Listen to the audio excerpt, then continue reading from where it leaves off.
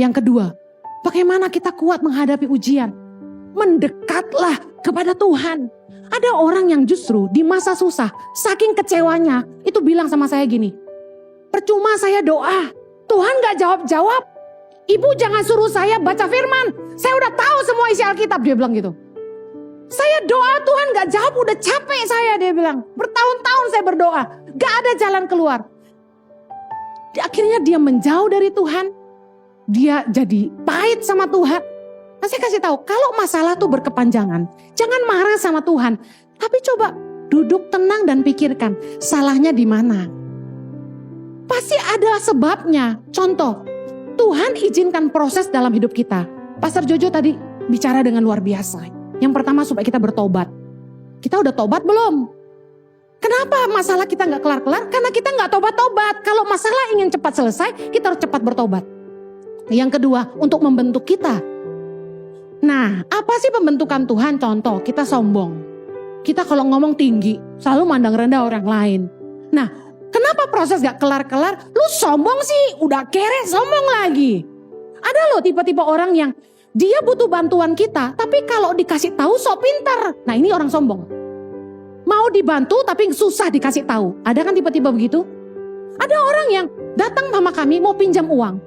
Saya tanya, untuk apa? Dia bilang gini, ya urusan pribadi saya dong, ya cari sendirilah. Lu mau dibantu susah dikasih tahu. Jangan bantu orang yang begitu, buang waktu. Problem kita gak akan selesai kalau kita gak mau berubah.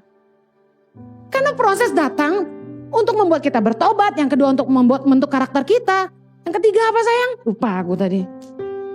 Untuk membuat kita seperti Kristus ya. Lebih kreatif.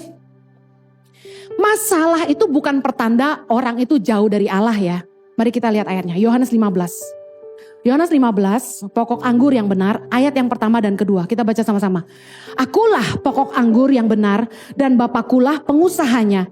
Setiap ranting padaku yang tidak berbuah dipotongnya dan setiap ranting yang berbuah dibersihkannya supaya ia lebih banyak berbuah. Lihat baik, mereka yang tinggal di dalam Kristus, tidak berbuah itu dipotong.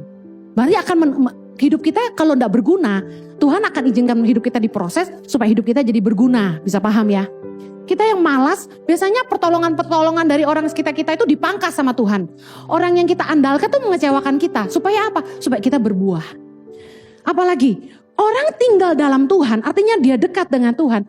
Sudah berbuah pun masih dibersihkan. Kenapa? Supaya kita gak tinggi hati. Supaya kita tetap mengandalkan Tuhan. Supaya kita berbuah lebih lagi. Waktu Tuhan pakai saya, Tuhan proses saya.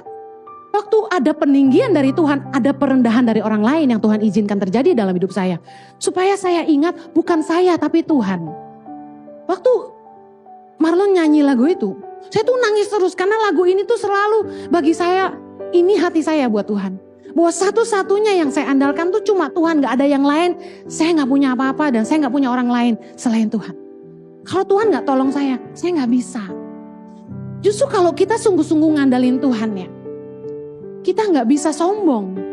Justru kalau orang tuh sampai sombong, berarti dia gak ngandalin Tuhan, dia ngandalin dirinya sendiri.